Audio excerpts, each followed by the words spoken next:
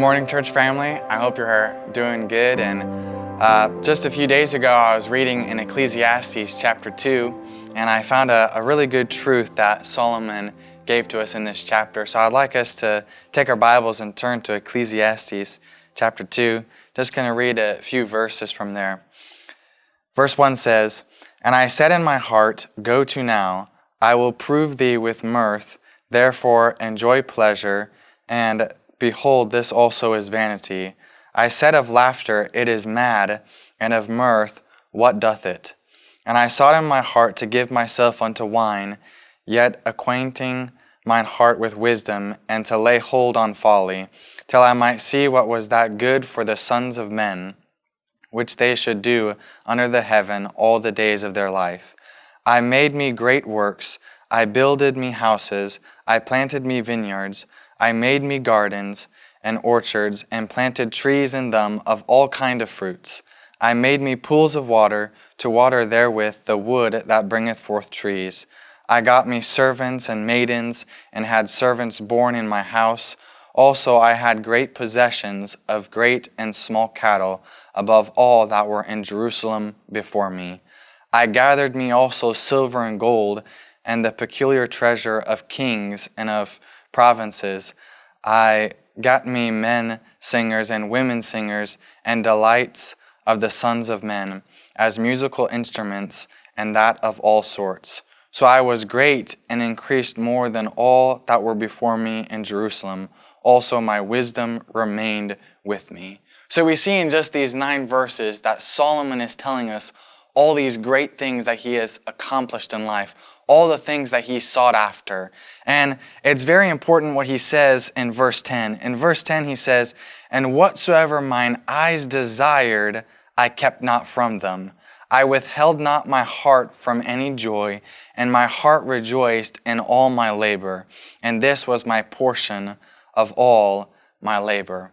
So we see that Solomon didn't withhold anything that his flesh wanted. We could say he had no self-control. If we look at that verse again, it literally says that whatsoever mine eyes desired, I kept not from them, and I withheld not my heart from any joy. So we see that whatever Solomon wanted, he got. If he wanted silver or gold, he got it. If he wanted maids or servants, he got them. If he wanted lands, or if he wanted wine, or whatever he wanted, he got them. He had no self-control, and he got whatever his heart's desire was. But the key verse that I really want us to look at here is what Solomon says in verse 11. And it's so important. After he tells us everything that he has, all the pleasures that he's gotten for himself, in verse 11 he says this, "Then I looked on all the works that my hands had wrought, and on the labor that I had labored to do, and behold, all was vanity and vexation of spirit, and there was no profit under the sun." So after Solomon had just told us from verse 1 all the way to verse 9, all the pleasures that he had, all the desires of his heart that he obtained, and then in verse 10 he tells us how he didn't withhold anything from him. Verse 11 he tells us this very plain truth, that all of it was vanity.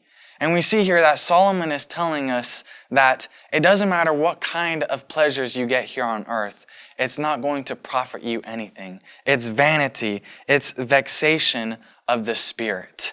And we know that Solomon was a very wise man, and he is giving us a wise truth here, that the things of this world will never make us happy. Even though he got everything he wanted, he still says that it's worthless, it's vanity. And a few days ago, I was reading a missionary biography. His name was Robert Murray McShane. And he said this, and I thought it was so powerful.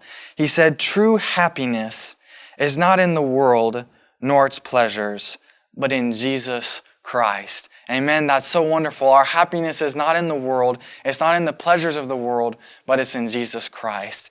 And I believe that's what Solomon is trying to get us to see, is that no matter what kind of pleasure we get here on earth, no matter if we get all the pleasures we want here on earth, we'll never be happy unless we find our happiness in Jesus Christ. And I was challenged that I shouldn't be seeking after all these things that the world puts in front of us, because the world and Satan want us to seek after all these worldly pleasures, but it will never bring us true happiness. True happiness is only found in the Lord. So I hope that encouraged you today. I hope you have a great day today, and thank you for listening. God bless.